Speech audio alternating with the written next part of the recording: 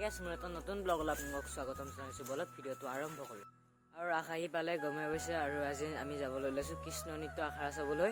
এতিয়া আমি যাওঁ আৰু দেৱালী ব্লগ দিছিলোঁ কিন্তু ইউটিউবৰ ফালৰ পৰা ৰিমুভ কৰিছে, কিহৰ কাৰণে নাজানো।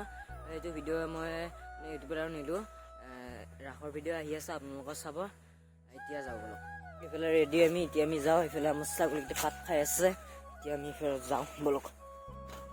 আৰু এয়াই হৈছে ৰাস দেখিব পাইছে। আৰু ইয়াতে এইফালে আনন্দ মেলাৰ লগতে ৰাষ্ট্ৰীয় বাণিজ্য মেলাও আহিছে। এতিয়া আমি নৃত্য চাওঁ, তাৰপিছত আপোনালোকক সকলো দেখাইছোঁ।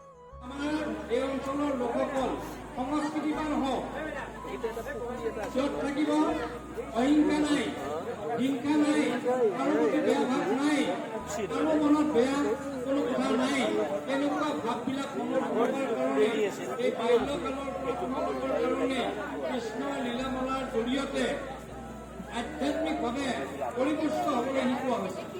আৰু আধ্যাত্মিকভাৱে পৰিপুষ্ট যেতিয়া এখন সমাজত গোটেই মানুহে হ'ব, সেই সমাজত কেতিয়াও বিশৃংখলতা নহয়। এতিয়া যুৱ সমাজৰ যিটো উশৃংখলতা, আমাৰ বিশেষকৈ মোবাইল আছে, এই মোবাইলবিলাক কেনেধৰণে ব্যৱহাৰ কৰিছে এইটো ডাঙৰ বিশেষ বিষয়। সময়ছোৱাত যদি ডিগ্ৰীপাৰা অঞ্চলে বহু ভক্ত, বহু ভক্তিমান, যাৰ হৃদয়ত শ্ৰদ্ধা আছে, স্নেহ আছে, মৰম আছে, তেনেকুৱা ব্যক্তিৰ জন্ম দিৱসৰ সৃষ্টি কৰিব পাৰোঁ। আৰু এইফালে কিবা অলপ ভাষণ দি আছে। ইয়াৰ পিছতে নৃত্য হ'ব, আমি নৃত্য দেখাম।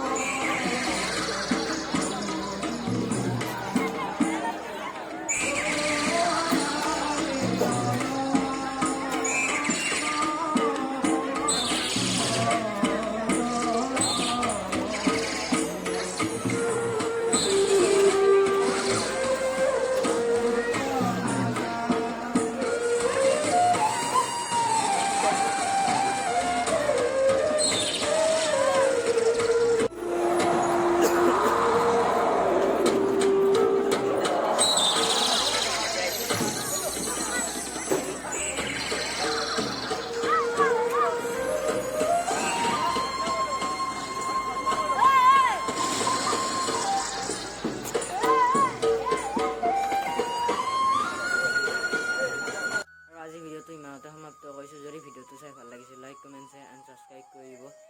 ৰাসৰ ভিডিঅ' আহি আছে আৰু আজি ভিডিঅ'টো বহুত দীঘল নহ'ল, ছুটিকৈ বনালোঁ বাৰু।